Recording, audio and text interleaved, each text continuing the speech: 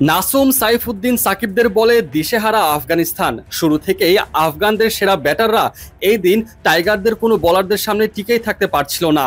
আর অপরদিকে উইকেট শিকারের দিক থেকে বাদ যায়নি বাংলাদেশের কোনো বোলার। হোয়াইট ওয়াশের লক্ষ্য নিয়ে শরীফুল থেকে শুরু করে রিশাদ প্রত্যেকেই শিকার করেছেন উইকেট, আর তাতেই নাজেহাল অবস্থা আফগানিস্তানের। এশিয়ার সেরা দ্বিতীয় টিম হিসেবে খ্যাত আফগানিস্তানকে একেবারে নাজেহাল অবস্থা করে রেখেছে বাংলাদেশের প্রত্যেকটা বোলার। টস হেরে ব্যাটিংয়ে নেমে শুরু থেকে নাজেহাল অবস্থা আফগান ব্যাটারদের। দলীয় 20 রানের মাথায় বাংলাদেশের তরফ থেকে প্রথম উইকেট শিকার করেন শরীফুল ইসলাম। শরীফুলের বলে বাউন্ডারি হাঁকাতে গিয়েছিলেন ইব্রাহিম জাদরান, তবে নুরুল হাসান সোহান ক্যাচ ধরে তা আউটে পরিণত করে দেন। উইকেট শিকারের পরেই উল্লাসে মেতে ওঠেন শরীফুল। এর ঠিক কিছুক্ষণ বাদে আউট হয়ে যান রহমানুল্লাহ গুরবাজ।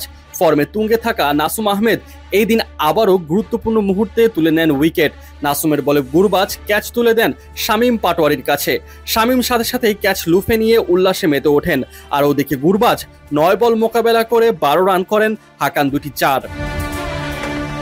বাংলাদেশের বোলাররা যেন সিরিয়াল ধরেছিল একের পর এক উইকেট শিকার মিশনে। এবার সেই উইকেট শিকারের মিশনে যোগ দিলেন মোহাম্মদ সাইফুদ্দিন। সাইফুদ্দিনের বলে তারা খিল ফুল টস মনে করে ছক্কা হাঁকাতে গিয়েছিলেন, তবে বল ঠিকমতো ব্যাটের সাথে সংযোগ ঘটেনি, যার ফলে সরাসরি স্টাম্প উড়ে যায়। আর তাতেই সাইফুদ্দিন দেখা পেয়ে যান তার প্রথম উইকেটের। এরপর অবশ্য আফগানিস্তান ভালোই জুটি গড়েছিল, তবে দলীয় 73 রানের মাথায় সেই জুটি ভেঙে দেন মোহাম্মদ সাইফুদ্দিন। সাইফুদ্দিন যেন এই দিন তেলে বেগুনে জ্বলে উঠেছিলেন। আফগান ব্যাটারদের একেবারে চেপে ধরেছিলেন তিনি। 23 বলে 28 রান করা সিদ্দিকুল্লাহ আতাল বিপজ্জনক হয়ে ওঠার আগেই তাকে আউট করে প্যাভিলিয়নে পাঠিয়ে দেন সাইফুদ্দিন। এরপর থেকে আবারও অল্প সময়ের ব্যবধানে উইকেট পড়তে থাকে আফগানদের। সবাই যখন উইকেট শিকারে ব্যস্ত, তখন কেন বাদ যাবেন রিশাদ হোসেন? এবার তিনিও শিকার করে নিলেন উইকেট। আজমাতুল্লাহ ওমরজাইকে ক্যাচ আউটে পরিণত করে নিজের প্রথম উইকেট শিকার করেন এই বোলার।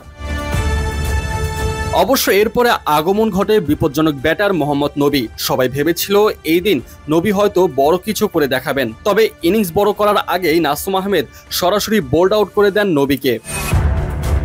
এরপরে অবশ্য রশিদ খানকে দেখতে পাওয়া যায়, তবে তিনিও ক্রিজে সেট হবার আগেই তাকে প্যাভিলিয়নে পাঠিয়ে দেন তানজিম সাকিব।